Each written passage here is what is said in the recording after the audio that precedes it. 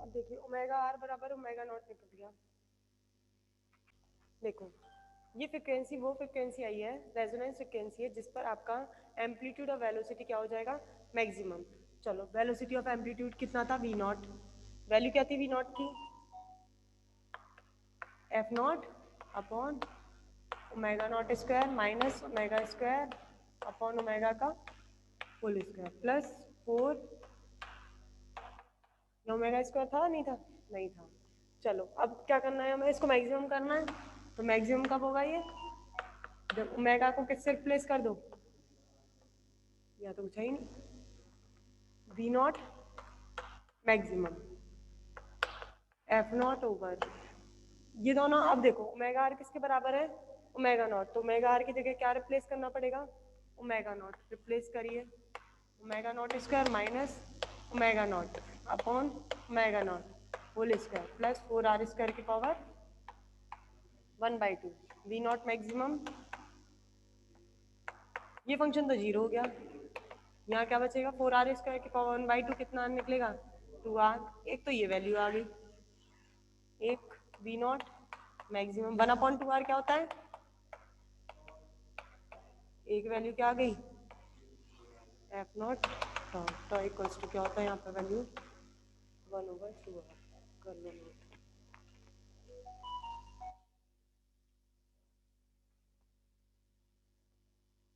अब इसमें करेंगे केसेस, जो केस करते हैं अपन 3 केस, बराबर पर, इक्वल पर, लेस देन और ग्रेटर देन पर।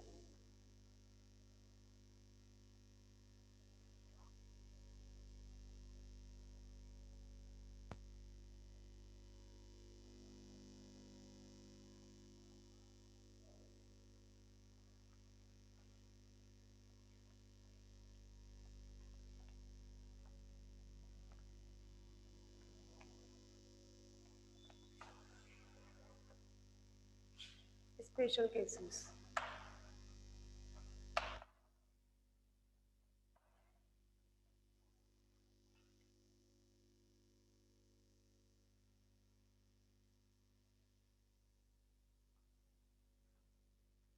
First condition omega less than omega not,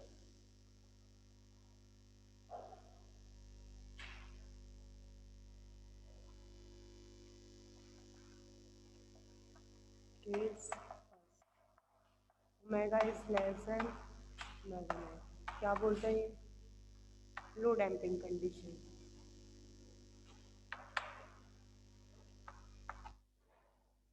पहले मैं फेज निकाल रही हूँ 10 फाइव, क्योंकि मुझे वेलोसिटी का फेज निकालना है, वेलोसिटी का फेज मुझे पता है डेल बराबर 5 माइनस पाई/2 होता है। अगर मैं इस केस पर फाइव की वैल्यू निकाल दूँ तब मैं डेल्टा की वैल्यू निकाल सकती हूँ। 10 फाइव क्या होता है आपका 2 R omega over omega not square minus omega square. ये 10 फाइव निकाला था कल, जब एक्स नॉट निकाला था तब फेज जो था वो यही था, omega omega not square minus omega square. Omega less than omega net, omega की वैल्यू ओमेगा नॉट से कम है। अगर ये बहुत कम है तो इसकी वैल्यू क्या हो सकती है इसके रेस्पेक्ट में, जीरो। तो 10 फाइव किसके बराबर आएगा, जीरो के बराबर। और 10 की वैल्यू जीरो किस पर होती है, फाइव बराबर जीरो पर। अब आपको वेलोसिटी का फेज निकालना है, फेज ऑफ वेलोसिटी, क्योंकि हम वेलोसिटी के लिए पढ़ रहे हैं। और फेज ऑफ वेलोसिटी कितना था डेल्टा, इसकी वैल्यू कितनी थी 5 माइनस पाई/2। अब फाइव की वैल्यू इसके इस कंडीशन में क्या ही है जीरो, तो डेल्टा वेलोसिटी का फेज क्या निकलता है माई माइनस पाई/2। क्लियर। चलो अब second case,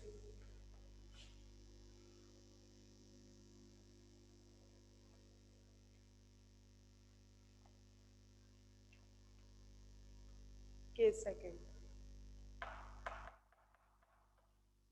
omega equals to omega not.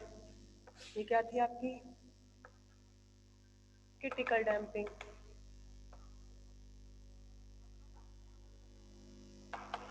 अब था आपका क्रिटिकल डैम्पिंग की कंडीशन, फिर थी आपकी हाई डैम्पिंग या अंडर डैम्पिंग, कुछ भी बोल सकते हो।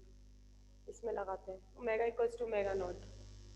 10 फाइव निकालिए पहले, 10 फाइव, 10 फाइव क्या था 2 R omega upon omega not square minus omega square. 10 five equals to, ये दोनों बराबर है, ये दोनों बराबर है तो ये क्या हो जाएगी 0 और 1/0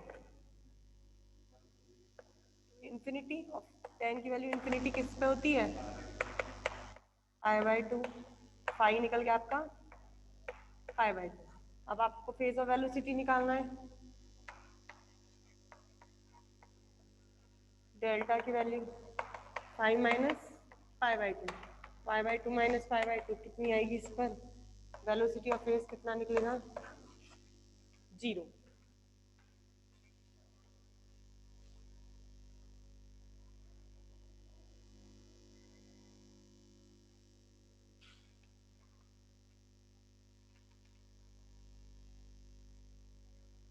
ड्राइवन हार्मोनिक ऑस्किलेटर की क्या क्या निकाल लिया? डिस्प्लेसमेंट निकल गया, वेलोसिटी निकल गई, मतलब वो जब आप ऑस्किलेटर को पकड़ के छोड़ोगे तो वो कितना दूर जाएगा, एक तो एम्पलीट्यूड निकाल दिया, एक कितनी वेलोसिटी से वो मूव करेगा। अब थर्ड निकालना है उसकी एनर्जी। जब आप उसमें वेलोसिटी आती है तो उसके अंदर कौन सी एनर्जी ऑब्टेन्ड होगी? Kinetic energy. अब आपको टोटल एनर्जी निकालनी है। जब आप ऑसिलेटर को यहाँ से यहाँ पर डिस्प्लेस करते हो तो इस पर काइनेटिक एनर्जी और पोटेंशियल एनर्जी की वैल्यू क्या होती है, और फिर निकालोगे इस ऑसिलेटर की टोटल एनर्जी। अभी केस थर्ड और रह गया, वो और करो फिर करेंगे उसको।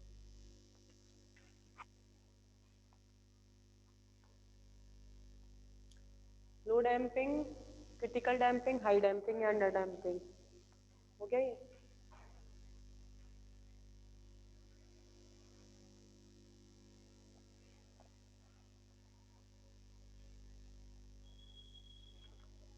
Case third, omega is very greater than omega not, high damping condition.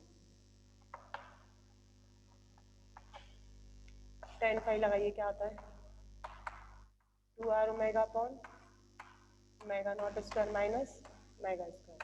10 equal to, ये माइनस में आएगी value, 2r omega upon omega square, ये कट जाएगा। 10 इक्वल्स टू माइनस का 2r ओमेगा। अब मुझे माइनस में 10 की वैल्यू कहाँ पर मिलती है? नेगेटिव में 10 की वहाँ पर मैंने लिखवाई नहीं है, नेगेटिव में कहाँ मिलती है, डायरेक्ट मैंने ये लिखवा दी है -2r ओवर ओमेगा।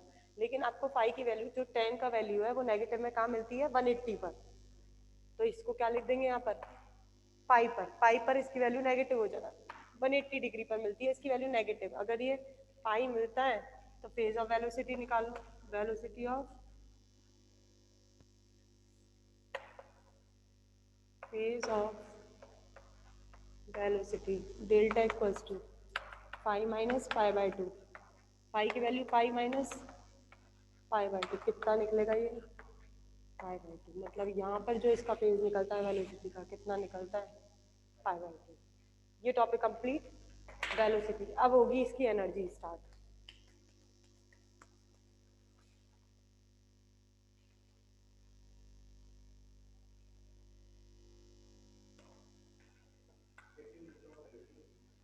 क्या? एनर्जी पावर जो जो उसमें निकाला वही इसमें निकालना है। फिर उस ये चैप्टर है बस, तो ये यूनिट कंप्लीट है। 2 चैप्टर है इसके अंदर, एक हो गया, एक ये वाला है, एक और अभी थर्ड यूनिट रह गई है ना, वो छोटी सी है, लास्ट सिटी है वो केवल। 4 फिजिक्स में 4 होती है।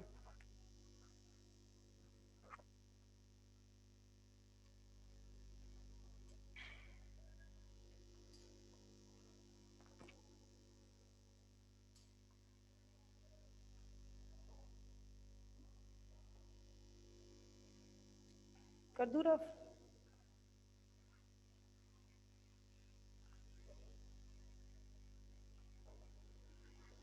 अब डालो। Energy of driven harmonic oscillator.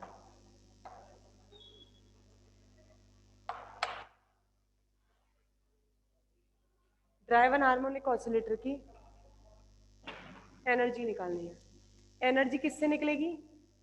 पहले तो काइनेटिक एनर्जी निकलेगी, फिर पोटेंशियल एनर्जी। काइनेटिक एनर्जी का फॉर्मूला होता है हाफ एम वी स्क्वायर। तो आप वेलोसिटी का क्या करोगे, स्क्वायर करके उससे क्या निकालोगे आप, एनर्जी की value. We know that V बराबर कितना आता है, X not omega cos omega T minus 5, यही तो था। पहले एक्स लिखती हूँ, एक्स बराबर कितना था, x not sine omega T minus 5। जब वेलोसिटी निकालते हो तो क्या करते हो, इसका टी के रेस्पेक्ट में डिफरेंशिएशन, कितना आता है, ओमेगा एक्स नॉट साइन का हो जाता है कॉस ओमेगा टी माइनस 5, या फिर इसको साइन में चेंज करोगे तब यहाँ पर ओमेगा टी माइनस डेल्टा हो जाता है, डेल। ये जब होता है जब इसे साइन में चेंज करते हो, मैं इसे साइन में चेंज नहीं कर रही हूँ, मैं कैसे कॉस में ही चला रही हूँ। अब निकालनी है आपको kinetic energy. Kinetic energy of oscillator, del velocity में चेंज किया था जब निकाला था। तो अगर डेल से करोगे तो भी आ जाएगा, अगर नहीं कर रहे हैं तो भी आ जाएगा, कैसे भी कर लो। काइनेटिक एनर्जी होती है इसकी half M V square, half M V हमारा ये रहा, omega X not cos omega T minus 5 का whole square. Kinetic energy half M omega square X not square cos square omega T minus 5।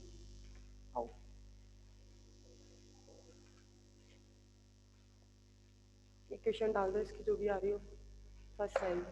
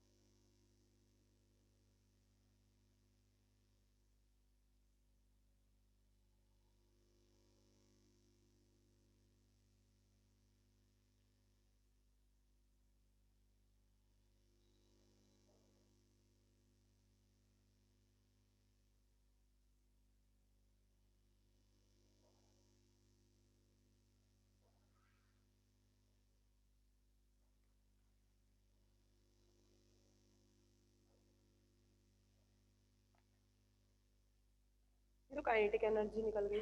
अब इसका average kinetic energy निकालनी है। हमें पता है कॉस स्क्वायर थीटा का एवरेज कितना होता है, बताया था। कॉस स्क्वायर थीटा 1/2 और कॉस 2 थीटा और साइन 2 थीटा का 0।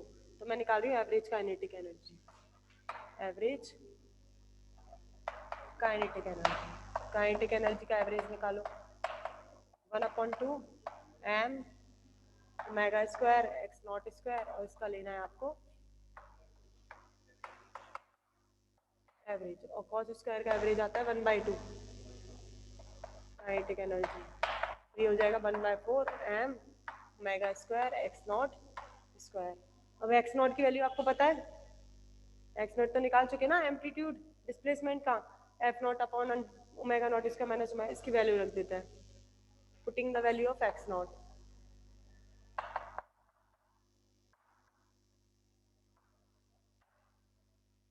Kinetic energy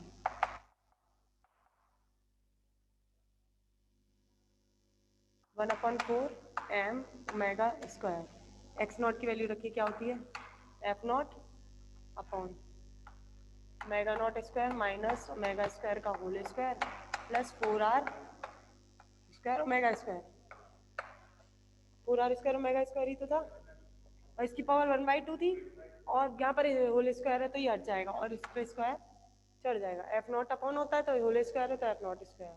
kinetic energy M omega square F not square upon 4, whole square खोलिए, omega not 4 omega 4 minus 2 omega not square omega square plus 4r square omega square. Screenshot लो।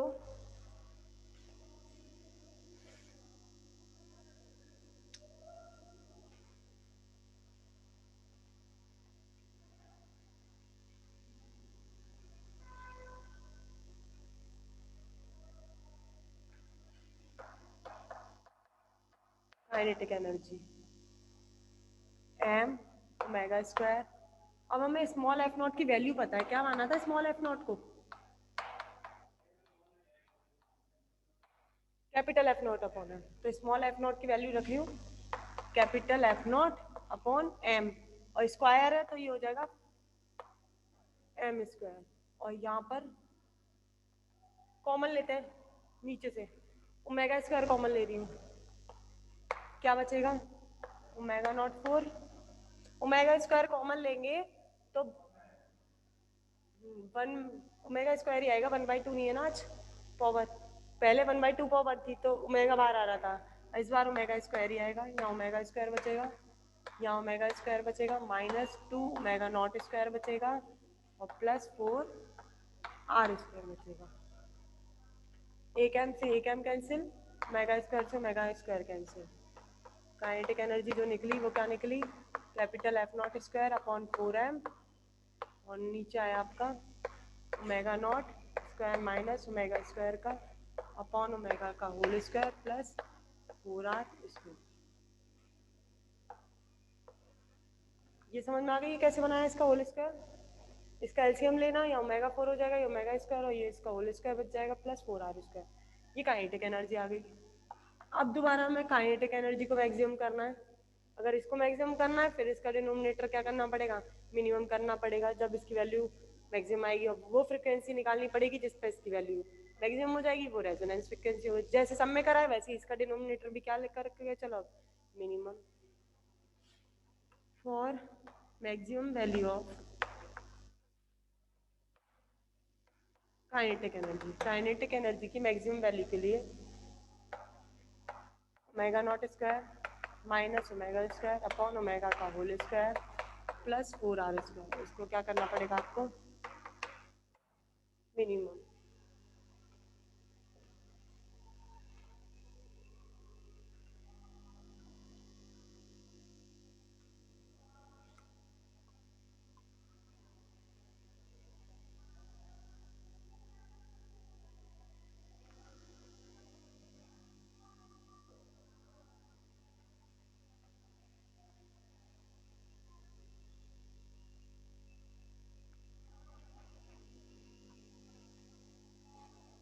इसका minimum करेंगे, differentiate करिए D over D omega.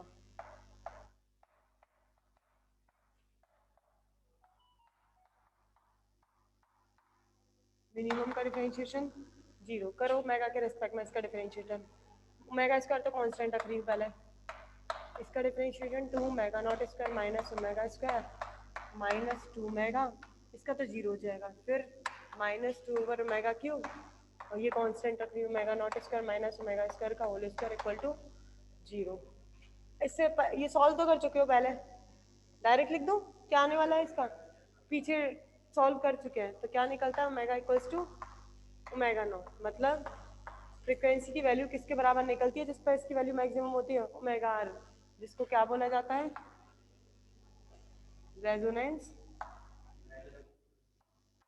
अब resonance frequency omega की जगह क्या replace कर दो, अब ओमेगा आर, जिससे इसकी वैल्यू क्या हो जाएगी maximum. Kinetic energy maximum equal to F not square upon 4m omega not square minus omega R का स्क्वायर अपॉन ओमेगा आर का whole square plus 4r square. Kinetic energy maximum, ये तो 0 हो जाएगा, ओमेगा आर की जगह omega not replace करेंगे।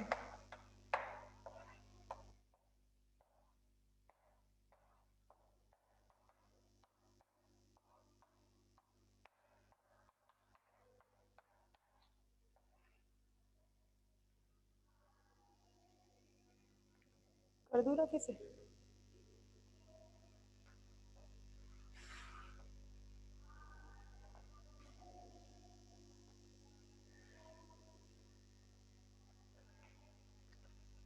Kinetic energy maximum F not square upon 4m, इसकी वैल्यू तो 0 हो गई, और क्या बचा है आपका केवल 4r square, 4r square. Kinetic energy maximum F not square upon 16 m/r²। अभी इसके और निकलेंगी वैल्यूज, वो कल करवाऊंगी, अभी खत्म नहीं हुआ ये वाला आर्टिकल। स्क्रीनशॉट ले लो, टाइम हो गया।